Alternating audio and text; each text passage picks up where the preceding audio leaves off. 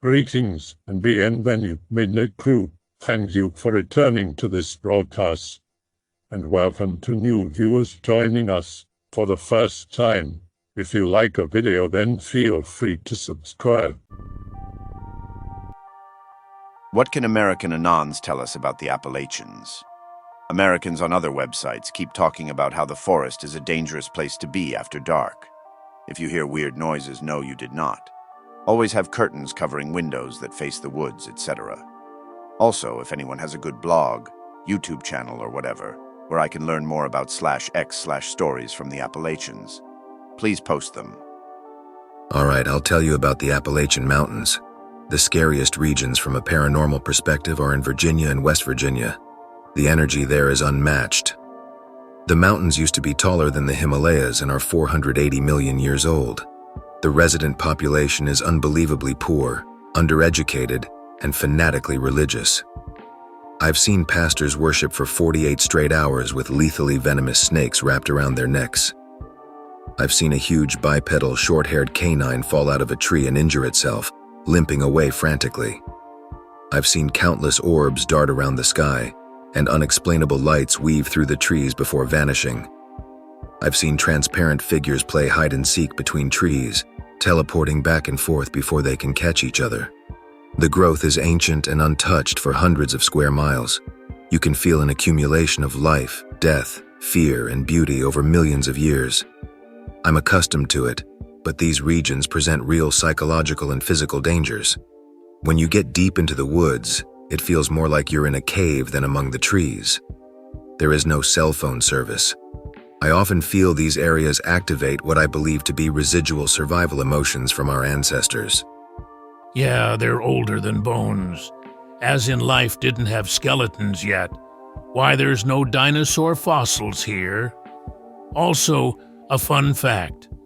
The Atlas Mountains in North Africa and the Scottish Highlands are literally the same mountain chain as the Appalachians. They got broken up when Pangea did. Got a buddy who hunts out there often on the Georgia-Tennessee side. He has a lot of weird stories, and while he is the type of guy to embellish stories for entertainment, he was in no bullshit when reciting these experiences. He said once he was running some dogs. His dogs wouldn't go in this thicket of woods, and some old-timers crossed their paths and told them, if the dogs won't go, don't go. He, being the guy he is, believes the old-timers are trying to hide a primo hunting spot. But the old-timers just laugh at him and say, if a dog won't go, I don't care if there's the biggest buck in the world, you ain't coming out. He convinces his dogs to go in after about 30 minutes. He gets about a mile in, and his dogs just lie down, won't move. His cousin is with him, and the entire time he kept saying, I feel like I'm being watched. My buddy doesn't believe him and keeps trying to get the dogs moving. Then they heard a low, deep whistle. Said it sounded like it came from a giant. Never heard a man whistle that deep before. So he makes a dove call back to the whistle, and it responds in kind, except again, very deep and low, and it sounded like it came from 8 different directions. He does the call again, but this time he hears heavy footsteps walk away, in the direction he was heading. His dogs turn tail and run back the way they had come. He's got a bunch of smaller encounters, but that is the one that he said almost made him shit his pants. Some of the others, mind you, he's always deep Innawoods. Him and his cousins are from a very old country and disconnected from the modern world. Made eye contact with a baboon-looking monkey that was zipping through trees. Saw a cat walk behind a small thicket and a girl come out the other side. Saw a dog on the ridge stand up on hind legs and walk off. He's offered to take me out sometime, and I've agreed. I've always wanted to go into that ancient world. Why did this happen? Be me, live in Appalachia.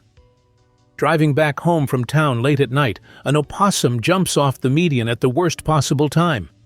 Try to dodge horrible crunch sound. Opossum is definitely dead. Unbearable misery. Crying the entire way home. Get home and immediately go on a walk in the forest to clear my head. I can't stop crying, feeling guilty and anguish. Begging for forgiveness aloud. Can't help but let out a terrible, sorrowful scream of frustration and regret. Continue walking, calming down slightly, wiping my eyes. Stop by a tree to rest. A very young opossum appears from the brush 15 feet away. Walks all the way to the base of my feet, unusually close for a wild animal. Young opossum bows head at my feet. Relief from anguish flows over me. Young opossum lifts its head and scampers away. Why did this happen? Was he forgiving me? That area was fox territory. I never see opossums there. At dawn, I returned to the road and retrieved the body of the opossum I struck and buried it with flowers. It was very emotional for me, and I'm starting to suspect the paranormal is more genuinely found in encounters with normal animals than aliens or random spooks. I also wanted to add, I've lived in Appalachia my whole life and hate the Zoomer Appalachia is evil, skinwalkers spoopy, evil mountains and cursed monsters drivel. I've seen plenty of weird or unexplainable shit here, yet the most paranormal or transformative experiences I've ever had in these mountains were from regular native wildlife influencing me spiritually through their behaviors. For instance, I had my entire life's path altered by interactions with skunks. I believe animals are the true path to the paranormal, or mystical. I used to work as a tour guide at a haunted historic asylum.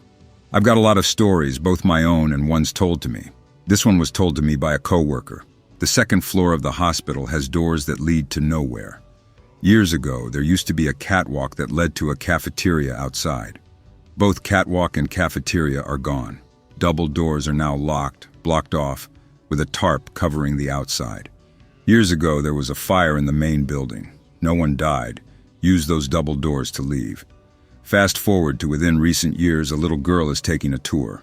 Second floor, near double doors. Takes her mom's hand and points to them. Goes on to say that a monster was standing there, beckoning her to go through the double doors. No one else saw anything. Little girl insists the monster wanted her to go through the doors. Same anon from this story. Here's another story from a coworker. He's been doing ghost hunts there for years. Backstory. A bathroom in one of the wards is allegedly haunted by the ghosts of 2 teenage boys. Intelligent spirits will react and answer questions, etc. People leave them offerings of cigarettes, candy, powdered energy drink packets. The stalls in the bathroom are short, only coming up to someone's chest.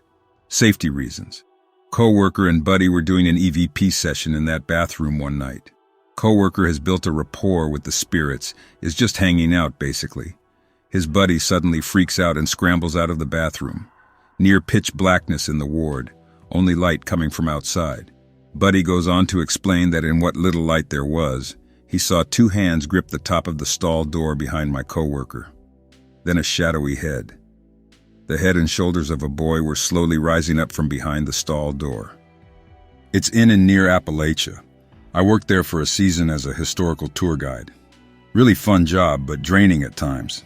You'd be surprised how many people you'll have in your tour group just casually mention how their relative was committed there years ago. Us historic guides had a morning routine. Wake up the ghosts. In the 45 minutes or so before the doors opened, we had free run of the place. Be me, one of 2 historic guides there that shift. Usually we can get the haunted tour guide to join us in waking the ghosts. Alas, our ghost guy is nowhere to be found. Just me and the other guide. Go to the 4th floor. Waking the ghosts is usually just us rapping our knuckles on the walls and floors. Usually we get responses, knocks back.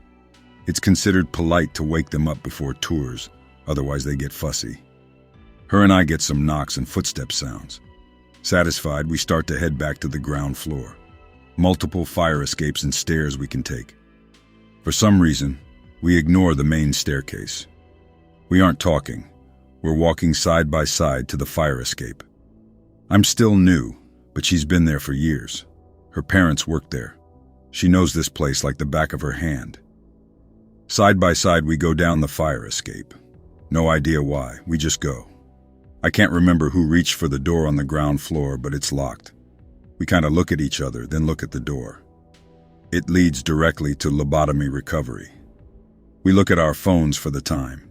We have less than 5 minutes before the doors open. Lobo recovery was nearish one of the wards that housed the criminally insane up until the hospital closed. While I've not spent a lot of time in this particular ward, I've been hissed and growled while shadowing other tours or just passing through. This is what I was told by one of the ghost hunters there. A couple has brought a dog on tour with them. service animal, has a little vest and everything. Tour gets brought into this ward where they set up Connect cameras, like the camera that overlays the stick figures over forms that it picks up. Service dog is not happy, doesn't want to enter this part of the ward, is trying to pull its owner away from it, basically signaling that something is not right. Later, upon viewing the footage, the camera had indeed picked up something. Like lots of little figures crawling up the walls. What do you mean? Like babies? That's fucked up. What's more fucked up is that ward never held children or babies. This particular hospital was always shifting its population around, and many wards went through identity changes. So most of the time, if a spirit feels out of place, chances are that they're really not. I can't think of any period of time when this ward housed children. It is, however, on the side of the hospital where, allegedly, the unwed mothers would have given birth. In my opinion, it was likely more closely related to the number of inhuman spirits and mimics that roam around. The hospital is built on a ley line and an underground spring. I was literally warned during training to always keep count of my tour groups. Well, obviously, right? Big hospital, lots of places to break off and go explore. My trainer was a historian and a former coach. There was another girl who was training with me, and in the beginning, he'd have us alone in the wards to go over our scripts. Every now and then, he'd have to rest, and that's when he'd tell us stories or talk about the history of the building. This was when he told us about how we'd have to watch for, well, extras. Trainer and another guide were going through the building at night. Flashlight tours are going on, meaning it's just you, the group, a guide, and a flashlight. Pitch black hospital, pitch black hallways. If you don't know the building, you're fucked.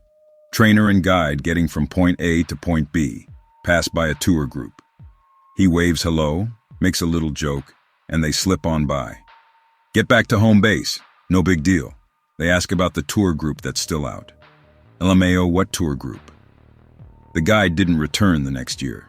My trainer also mentioned someone having snapped a picture of him during a tour.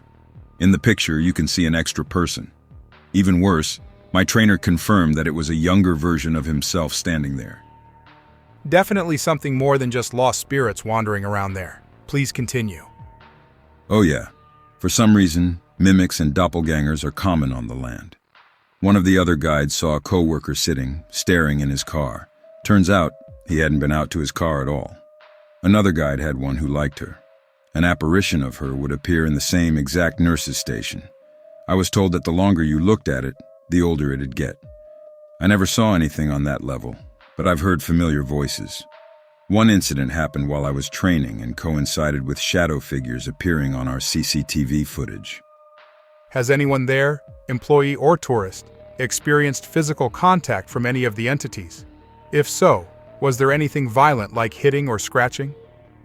Me and the other new guides actually had a brief lesson in how to spot self-inflicted scratches. We were warned that some people want something to happen bad enough that they'll harm themselves. While I never had anyone hurt or grabbed on my tours, I actually did an overnight hunt at this place years before I worked there. Someone in my tour group then got scratched, and I'm confident that they were authentic.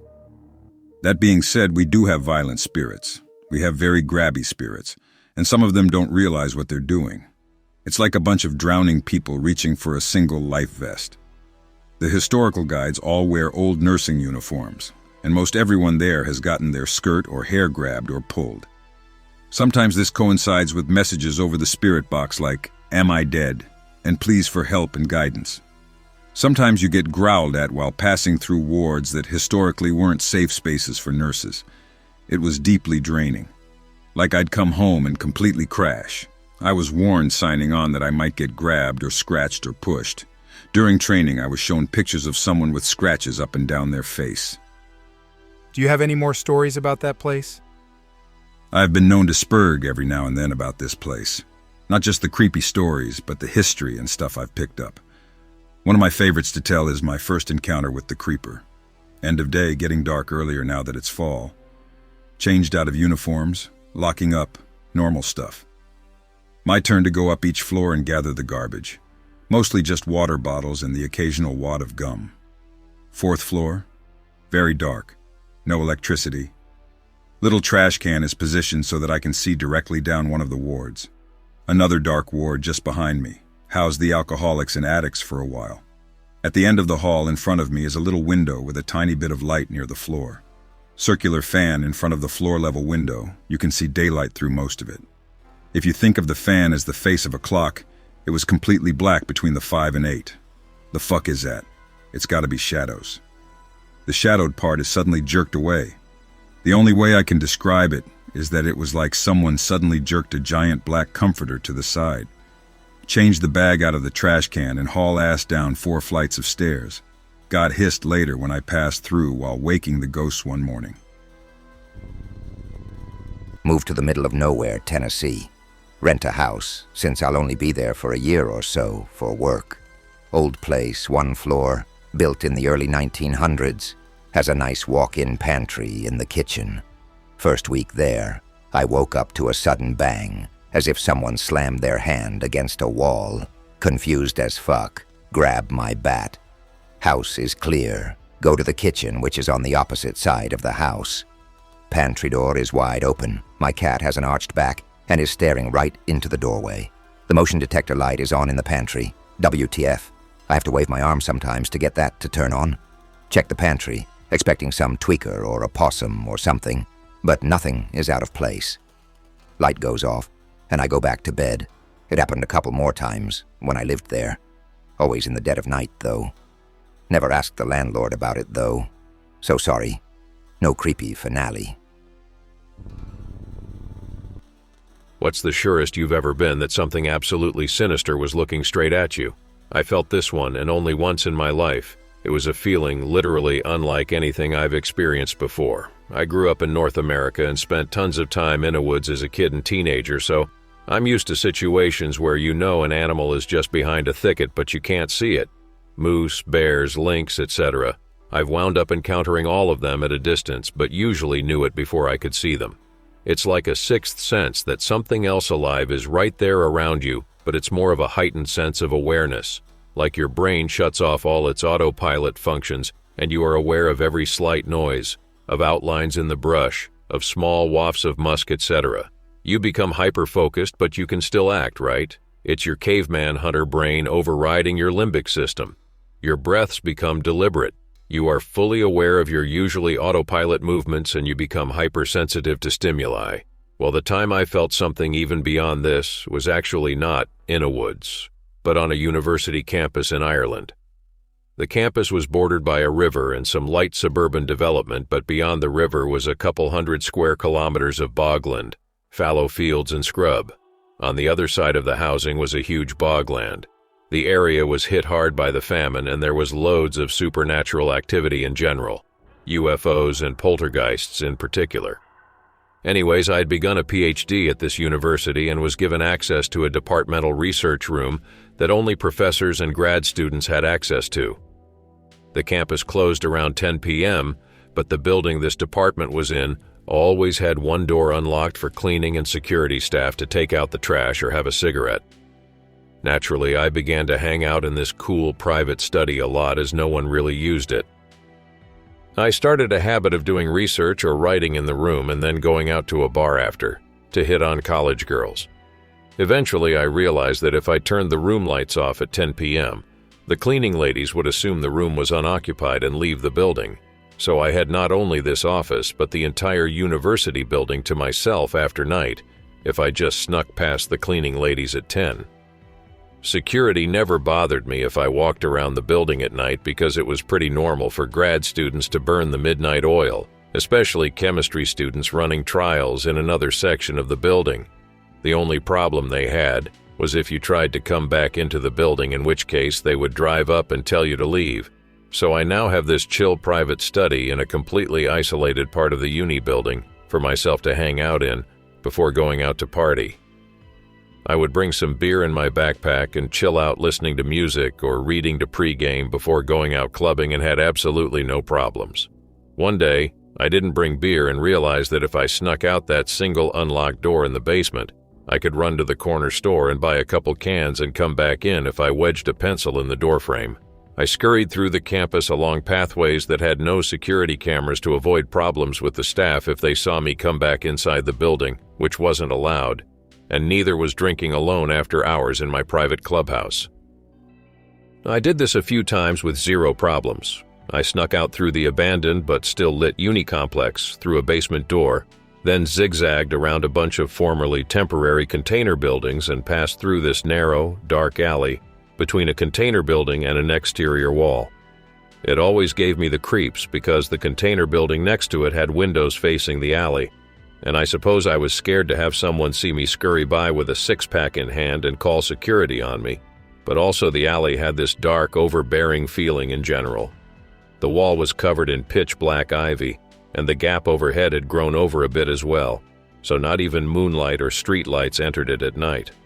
One night I had left my stuff in the study, snuck down the building and out to the container buildings on my way to the shop when I approached the alley, around 10 to 11. This time, as I approached the dark pathway, the hairs completely stood up on the back of my neck. I was seized by a kind of fear that I had never felt before in my entire life. Unlike that kind of fear you feel when an animal is nearby, my senses actually shut down. My hearing grew fuzzy, my eyes fixed in place, my fingers felt numb.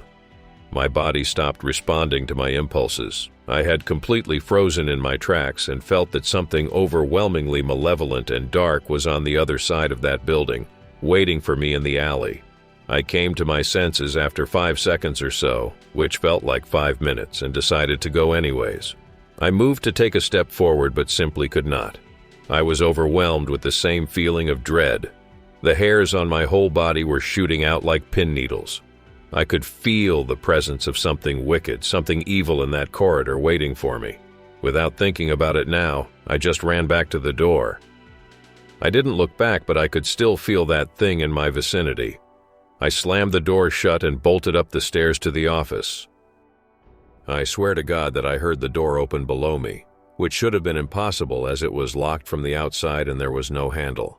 I ran through a maze of staircases and corridors and doorways until I got to my department and to my office. I shut the door, turned off the lights, my computer, everything, and slunk down onto the floor opposite the door. It was completely black inside, and after 10 minutes of sitting in absolute silence in the dark, I felt like leaving, but something in my gut told me that it wasn't safe yet. I could still feel that presence around me somewhere. I must have waited an hour or so until I stopped sensing anything was wrong. The university was so quiet that you could hear a door open across the building at this point, and I heard nothing. I didn't want to stay in that fucking room all night, so I decided to bolt out of the building and run off campus towards town as fast as possible. Never figured out what that feeling was or if anything really caused it, but I never went to that alley again and stopped hanging out on campus at night.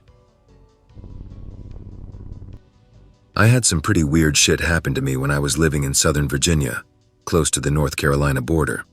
My brother has a house up there that was built on an old plantation, still has the old stone tobacco shed foundation. Shit got so creepy for me and I got so hounded I wouldn't sleep alone anymore. Pick related, it's the thing that creeps me out on his property. What am I looking at? Also elaborate on your story. As far as I know, those are like the base or foundation for old tobacco sheds where they would dry the leaves. As to creepy things that happened to me, nothing really happened until I was alone and my brother and BF had left for a while. His house is in a small town and we're on the outskirts, so it wasn't unusual for his errands to take long. After a couple hours of being alone, I heard the garage door open. My dogs heard it and get excited, ears perk, tails wag, start for the hallway to the garage. After about 5 minutes, the door inside doesn't open, so I go to check the garage and the car isn't back. So I kinda just think maybe it was the wind rattling the doors and going back to watching TV, hanging out with my dogs and cats on the couch. Everything is pretty calm for a while. Notice it's kinda windy outside, think of cool, maybe it'll be a nice rainy night. Wow, it must be really windy because the branches of trees are scraping like crazy against the side of the house and windows. Maybe it's going to snow again, I think. Then I realized that there are no trees near the house with branches that could reach the house, even if the wind were to blow them like a hurricane. Even if a tree uprooted it wouldn't land on the house. At least point I start to get creeped out again, and even worse. My dogs start circling and acting just off. At this point I paused the TV and went to get my phone so it's quiet and there's no noise that could explain what happened next. To the right of the front door is a small library with a partner's desk and floor-to-ceiling bookshelves filled with books, vases, and general knickknacks. The sound of branches scraping intensifies, and again the garage starts shaking like it's opening. And I have no better way to explain this other than it sounded like a giant was picked up that small library by the front door and was shaking it like a child would shake a dollhouse to try and get a stuck toy out. I heard books being knocked off the shelves along with glass shattering and shit hitting the wall. What really sent me over the edge was the fact that my dogs trained themselves in the direction of the library. The hair on the naps of the necks is defying gravity and attempting to go into orbit. They're barking like there's an intruder in the house. So I'm freaked out. So I grab my rifle and a handgun and quietly and carefully approach the library, and not one thing has moved. Not one thing. My dogs are still losing their mind like they have rabies, and I'm losing it because if it was just imagination, my dogs wouldn't be flipping their shit. I call my brother crying, asking him where the hell he is, and huddle on the couch with a dog on each side just waiting with guns ready. I know guns won't do shit against the paranormal, but it's giving me comfort. Until they hurry home, we search the property and there's nothing. In hindsight, it may be that scary, but it was terrifying to me. Ever since then, I never felt alone and constantly heard shit. Footsteps heavy and loud, doors opening and shutting, always scraping branches whenever I was alone.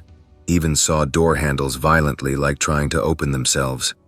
Sorry for the wall of text and whatever typos I made. I'm on my phone and I know I'm leaving some stuff out, but trying to give a general outline. We'd been on that land since 1810-ish. A lot of forgotten structure foundations, large family cemeteries, forgotten wells and the like. My great-grandfather used to tell me it was dead kinfolk getting restless and wouldn't let me go outside on nights when it happened. Very interesting, Anon. Any more stories? The whole silence thing is really interesting too. I wish there was a term for it so it was more easily researchable. No stories as such. One of my multiple great-uncles drowned in the branch near our house under suspicious circumstances. He was the odd man out in a love triangle. He, his best friend, and the girl in question went out in a boat. Only 2 came back. You can still see him out by the water some nights, sometimes walking, sometimes drowning. There used to be a phantom cotton gin at the bottom of the overflow, steep drop-off where the hills become the Mississippi River Delta. When ginning season, harvest season, autumn started, at night you could sometimes hear the old steam engines moving the stands, big press doors booming open and shut, steam whistle blowing lunch or dinner. Not often, but sometimes. I'm pretty sure I met my great-great-grandfather once while walking home after a hunt. He'd been whipped and later hanged for cheating on and neglecting his wife a long time ago. He was young and haggard-looking, and bid me to tell Opal, his wife's name, that he loved her and was sorry, and to tell my great-grandfather and uncle's names that he was so proud of them. I remember feeling so sad in his presence that I cried all the way home, and most of the night. There were a few other things, but nothing really big or /X/worthy. I live near the coast of North Carolina, and as a contingency plan in case of massive flooding and rising sea levels, I'd book it towards the Appalachians. I'd only try to camp out for up to a week or so before getting the hell out though and head north. It will attract a large amount of people regardless. I'd be paranoid about hunters and bandits hiding out in the mountains, picking people off from a long distance without even attempting to reach out. Shoot first, ask questions later. I have contacts around Boone, North Carolina, so I go out to the mountains every now and then and go hiking around the usual sites. Of course, the populace around there seems to be generally kind. However, in the event of a worldwide crisis, you can't expect everyone to be rational and civilized, especially if they lived in the boonies. So yeah, in summary, if you wish to head to the Appalachian Mountains when shit hits the fan and stay there, I'd recommend you try to stay hidden. There's a vast amount of land to keep you secluded and safe. Y'all ever heard of Ole Longtongue? Was this tweaker back in Appalachia who decided he'd had enough of living and took his daddy's shotgun. Went back behind the shed and put the shotgun under his chin to join the hillbilly tweakers in the sky. Only he fucked it up like the dumb tweaker he was, ended up blowing half his face off and his jaw.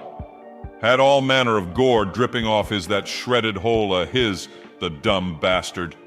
You could have heard him screaming for miles if you could even call it that. Anyway, by some miracle of Satan he lived and went wandering into the woods, grew all feral-like, Maybe got some brain damage from all that tweaking, and maybe the lead pellets lodged in his esophagus, who knows. He would rip the heads off squirrels and such and drink their blood 'cause he can't chew no more, can he? Now they call him Ole Longtongue, as the only thing left of his face was his gored-up hole of a mouth that would hang down to his belly. Now if you find yourself hiking in the woods at night and stumble over critters drained of their blood, it ain't no southern Dracula, you're in Ole Longtongue's territory. Now I ain't no wise man, but you best run like the devil hisself chasing you, 'cause he damn might be. He mostly just terrorizes the critters, but every so often he gets a hiker. See, what he'll do is hunt you down, take your jaw, and rip your throat with his strength. Then he'll drink your blood. Might wear your jaw for a couple of days too to try it out, as he ain't got none hisself. Then after it's rotted off, he'll look for more if the opportunity presents themselves. He got a lair and everything aimed of jawbones. Some sort of fucked up shrine or something. Only Ole Longtongue knows. Anyway, that's why you should fund your town's drug habilitation programs. We got enough cryptids running around these woods. I hope that you enjoyed tonight's broadcast. If you enjoyed tonight's story, then please subscribe to the channel, as more Greentext will appear daily. A new broadcast will appear when the clock strikes midnight Central Time.